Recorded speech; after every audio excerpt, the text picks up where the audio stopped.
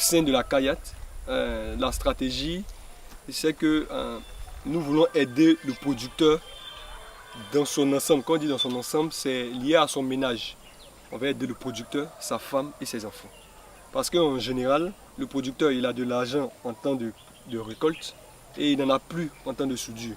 Et cet état de fait-là se traduit par de l'endettement auprès de la coopérative.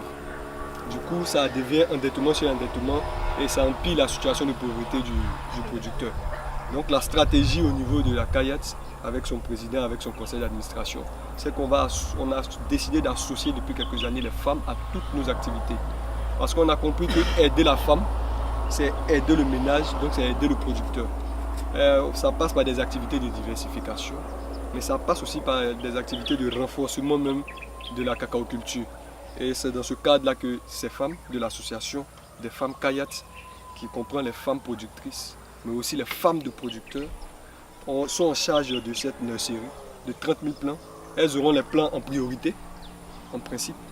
Donc à côté de ça, nous avons exhorté les producteurs qui ont plusieurs parcelles. Parce qu'il existe certains producteurs qui ont une parcelle 2, parcelle 3, voire même parcelle 4. Nous les avons incités à mettre le nom, à donner une parcelle au nom de leur femme, afin qu'elles puissent être intégrées comme productrices elles-mêmes. On leur explique qu'il y a des avantages lorsqu'on partage des présents ou des cadeaux, ou bien on envoie du soutien, de l'aide. Ils pourront avoir 2 fois, puisque c'est une aide pour un producteur et non pour une famille. On essaie comme ça de trouver des arguments pour les amener à accepter que la femme puisse avoir accès à la terre. Parce que nous sommes ici dans des régions où la femme, en principe, n'a pas accès à la terre. Nous avons choisi des pondeuses afin que les œufs de la ponte puissent servir aux femmes pour mettre en place un commerce.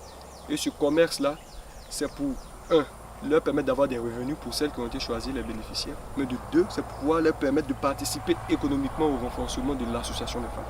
Parce qu'on veut les aider, mais on veut les rendre autonomes. Il ne s'agit pas d'être une association qui, à chaque fois, quand elle a besoin de quelque chose, part à la coopérative.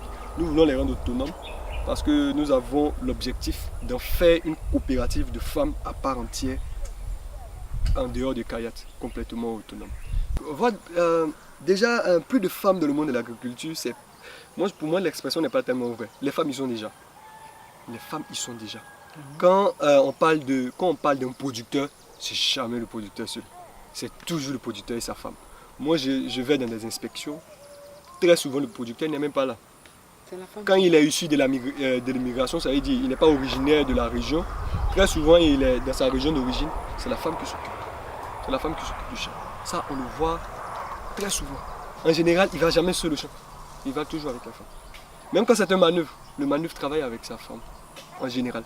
Elle l'aide. Donc, les femmes ont été toujours présentes. Et dans notre culture africaine, c'est vrai, on parle d'autonomisation. C'est vrai, il faut faire des promotions. Mais les femmes, elles ne sont pas si dépendantes que ça. Parce que dans nos cultures, en général, c'est la femme qui s'occupe du foyer. En général, c'est elle qui trouve le revenu.